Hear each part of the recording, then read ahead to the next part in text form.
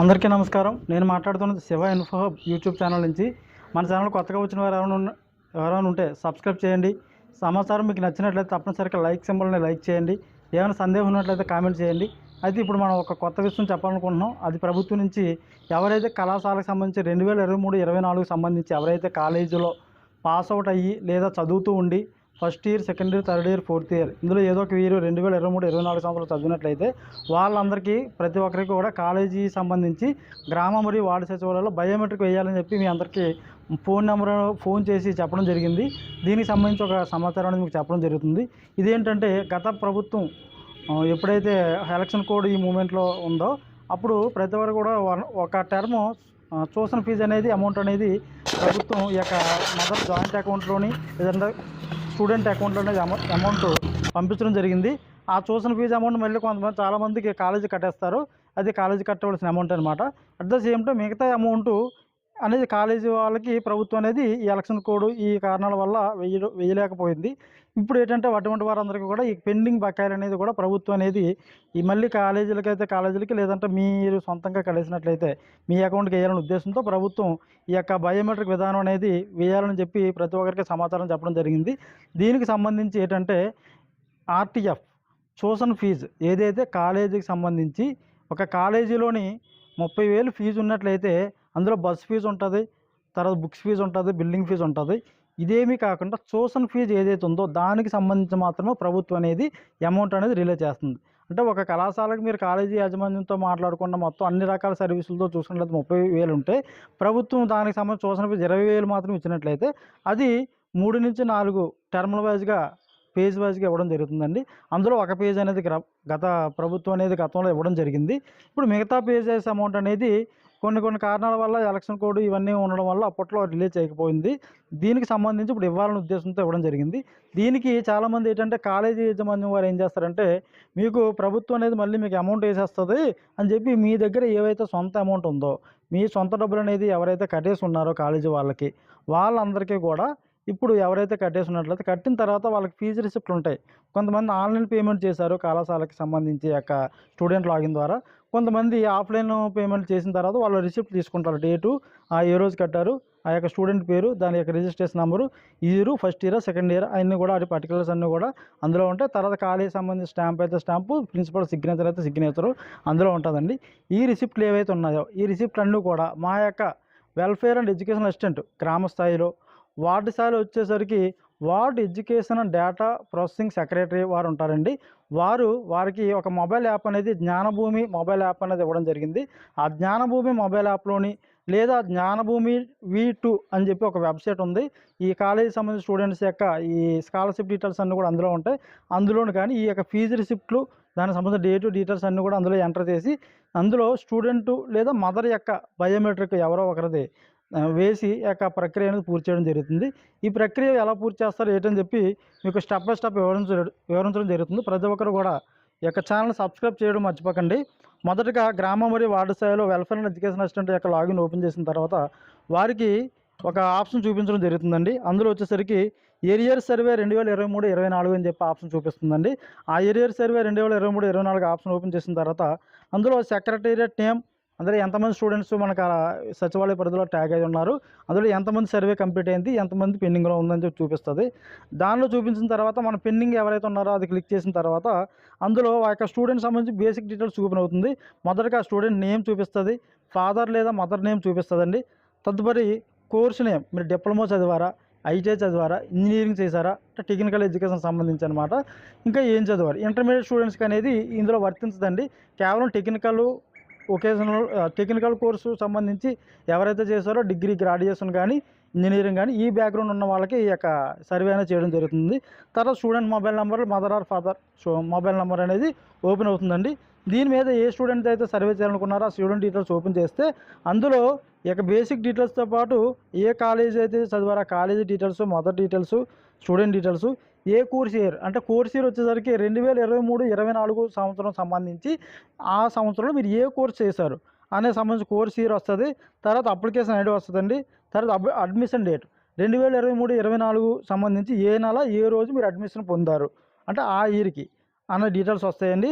తర్వాత total fees for the course మీకు ఇచ్చినటువంటి కోర్సు ఆ సంవత్సరానికి కానీ ఎంత ఫీజు ఉంది అని చెప్పి డీటెయిల్స్ ఓపెన్ అవుతాయండి. ఆ ఎంత ఫీజులు వచ్చేసరికి amount released in first quarter అని వస్తుంది. అంత ఫీజు వచ్చేసరికి 25,000 ఫీజు వస్తున్నట్లయితే అందులో రూ. 6,250 మీకు పడి అమౌంట్ ఒక ఫస్ట్ పేజ్ క్వార్టర్లో పడి ఉంటుందండి. ఇంకా balance amount to be released by the government, ఇంకా ప్రభుత్వం నుంచి రూ. 18,750 ఇంకా పెండింగ్ రావాల్సి ఉంది అని చెప్పి ఆ డీటెయిల్స్ అన్నీ కూడా మనకి అక్కడ డిస్ప్లేలో ఓపెన్ చేయడం జరిగింది, చూపించడం జరుగుతుంది. తదుపరి ఒక క్వశ్చన్ వస్తుందన్నమాట. Did the student paid the balance amount of 18,750 to the college? రూ. 18,750 అమౌంట్ అనేది స్టూడెంట్ కాలేజీకి చెల్లించారా అని చెప్పి ఒక క్వశ్చన్ అడుగుతుందండి. చెల్లించారన్నట్లయితే ఎస్ అని పెడతాం, చెల్లించలేదు అంటే నో అని పెడతాం. నో అని పెట్టిన తర్వాత అక్కడ అథెంటికేట్ అని వస్తుంది. అథెంటికేట్ అంటే ఎవరొకరు ఆ ఫ్యామిలీలో మదర్ లేదా స్టూడెంట్ ఎవరైతే అందుబాటులో ఉన్నారో వాళ్ళ యొక్క అథెంటిఫికేషన్ అనేది అడగడం జరుగుతుంది. చెల్లించలేదు అన్నట్లయితే డైరెక్ట్గా అథెంటిఫికేషన్ వచ్చాక మదర్ కానీ స్టూడెంట్ కానీ బయోమెట్రిక్ థంబ్ వేస్తే ఆ తదుపరి ఈ యొక్క 18,750 ఇంకా రావాల్సిన అమౌంట్ ఏదైతే ఉందో అది ప్రభుత్వం డైరెక్ట్గా కాలేజీ యాజమాన్యం యొక్క బ్యాంక్ అకౌంట్కి అనేది జమ చేయడం జరుగుతుంది. ఇది చెల్లించలేని వారికి. ఎవరైనా కానీ చెల్లించినట్లయితే వాళ్ళు కంపల్సరీగా ఫీజు రిసిప్ట్లు ఉంటాయండి. ఒకవేళ ఆన్లైన్ పేమెంట్ చేసుకున్నట్లయితే ఆన్లైన్ పేమెంట్ సంబంధించి వాళ్ళకి రిసిప్ట్ అనేది జనరేట్ అవ్వడం జరుగుతుంది. ఆ రిసిప్ట్ కానీ సచివాలయంగా తీసుకెళ్ళినట్లయితే ఎగ్జాంపుల్ మీరు 2 రకాలుగా కడతారు. ఎగ్జాంపుల్ 10,000 ఫీజు ఉన్నట్లయితే అందులో 2,000 ప్రభుత్వం వేసింది, ఇంకా 8,000 కట్టాలి. అందులో మీరు 6,000 కట్టాలి, ఇంకా 2,000 కట్టాల్సి ఉంది. ఇటువంటి వారికి ఏంటంటే 2 రకాల ఆప్షన్ అనేది ఇవ్వడం జరుగుతుంది. ఈ ఫీజు అమౌంట్ అనేది పెండింగ్ అంతా కూడా ప్రభుత్వానికి ఇంకా ప్రభుత్వం మీకు చెల్లించవలసిన అమౌంట్ ఏదైతే ఉందో అది మీరు మీ సొంత డబ్బులతో కానీ కట్టేసినట్లయితే వాళ్ళకి ప్రభుత్వం అనేది ఆప్షన్ అనేది ఇవ్వడం జరిగింది. అందులో ఫుల్లీ పేడ్, పార్షియల్లీ పేడ్ అని ఉంది. మీరు పూర్తిగా చెల్లించినట్లయితే 3 రిసిప్ట్లు కానీ ఉన్నట్లయితే అందులోని ఒక కెమెరా సింబల్ వస్తుంది. అందులో ప్లస్ అని చెప్పి 3 ఆప్షన్లు ఉంటాయి. 3 సార్లు క్లిక్ చేస్తే 3 ఆప్షన్స్ వస్తాయి. 3 ఆప్షన్స్లో ఫస్ట్ ఫీజు రిసిప్ట్, అందులో డేట్ ఉంటుంది, తర్వాత ఎంత అమౌంట్ కట్టారు అని చెప్పి ఆ యొక్క రిసిప్ట్లో ఉంటుంది. ఆ డేటు ఆ అమౌంట్ క్లిక్ చేసిన తర్వాత ఆ యొక్క దాని మీద కెమెరా మీద క్లిక్ చేస్తే కంపల్సరీగా అవన్నీ కూడా ఫోటో తీయడం జరుగుతుందన్నమాట. ఫోటో ఎన్నైతే రిసిప్ట్లు ఉన్నాయో ఆ అమౌంట్కి తగ్గ పూర్తిగా ఫోటో తీసిన తర్వాత అప్పుడు మదర్ లేదా స్టూడెంట్ యొక్క బయోమెట్రిక్ అథెంటిఫికేషన్ అనేది అడుగుతుందన్నమాట. అది కేవలం బయోమెట్రిక్ లేదా ఐరిస్ మాత్రమే ఆప్షన్ అనేది ఇవ్వడం జరిగింది. ఓటీపీ ఆప్షన్ అనేది లేదు. కాబట్టి తప్పనిసరిగా మదర్ లేదా స్టూడెంట్ అనేవారు ఎక్కడున్నా సరే ఆంధ్రప్రదేశ్ రాష్ట్రంలో 99% ఉంటారు. కాబట్టి ఎక్కడైతే ఉన్నారో ఏ సచివాలయ పరిధిలో మీరు లింక్ అయి ఉన్నారో ఆ సచివాలయం పరిధిలో వార్డు లెవెల్ వచ్చేసరికి డేటా ఎడ్యుకేషన్ ప్రాసెసింగ్ సెక్రటరీ లేదా విలేజ్ స్థాయికి వచ్చేసరికి వెల్ఫేర్ అండ్ ఎడ్యుకేషన్ అసిస్టెంట్ యొక్క లాగిన్ ఏదైతే ఉందో వారి యొక్క జ్ఞానభూమి మొబైల్ అప్లికేషన్ లేదా జ్ఞానభూమి V2 అనే ఆన్లైన్ వెబ్ పోర్టల్లో కానీ యొక్క ఫీజు రిసిప్ట్లు అనేది అప్లోడ్ ప్రక్రియ అనేది చేయడం జరుగుతుంది. ఇది చేసిన తర్వాత నెక్స్ట్ ప్రాసెస్ ఏం చేస్తారని చెప్పి మీకు సందేహం రావచ్చు. కొంతమంది ఏం చేస్తారంటే వేరైనా ఫేక్ డాక్యుమెంట్స్ తీసుకొచ్చి ఫోటో తీసి చేయించేస్తారు. అది యాక్చువల్గా ఫీజు కట్టకపోవచ్చు. ఇటువంటి వాటి కూడా ఉంటాయని చెప్పి ప్రభుత్వం కూడా ఏం చేస్తుందంటే ఈ యొక్క ఆన్లైన్ పోర్టల్లో ఏదైతే ఫీజు రిసిప్ట్లు మనం అప్లై చేసి ఈ యొక్క డాక్యుమెంట్ ప్రక్రియ చేసి బయోమెట్రిక్ అథెంటిఫికేషన్ చేస్తున్నామో ఈ డేటా మొత్తం కూడా మరలా మీ యొక్క కాలేజీ యొక్క ప్రిన్సిపల్ లాగిన్ స్కాలర్షిప్కి సంబంధించి జ్ఞానభీమ పోర్టల్కి అనేది వెళ్ళడం జరుగుతుంది. ఆ తర్వాత ఈ యొక్క ఇయర్ వైజ్గా ఎవరైతే ఏ కాలేజీ సంబంధించి ఏ క్లాస్ వైజ్గా బ్రాంచ్ వైజ్గా ఓపెన్ చేసిన తర్వాత అందులో వాళ్ళ యొక్క ఫీజు రిసిప్ట్లు అన్నీ కూడా చెక్ చేస్తారండి.